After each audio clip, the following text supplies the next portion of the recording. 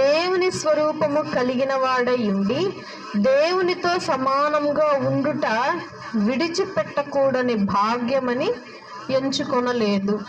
ఇక్కడ యేసుక్రీస్తు ప్రభువారు తండ్రి యొక్క మాటను ఎక్కడ జవదాటకుండా, దేవునికి నేను ఎక్కడ తగ్గకూడదు, తండ్రికి సమానంగా నేను కూడా ఉండాలి, తండ్రికి నేను సమానత్వంతో పరలోకంలోనే ఉండాలి అని ఆలోచన కలిగి ఉండకుండా, తమ బిడ్డల కోసం తండ్రి ఇచ్చినటువంటి ఆజ్ఞ కోసం యేసుక్రీస్తు ప్రభువారు దారిద్ర్యమును స్వీకరించటానికి భూలోకానికి రావటం జరిగింది.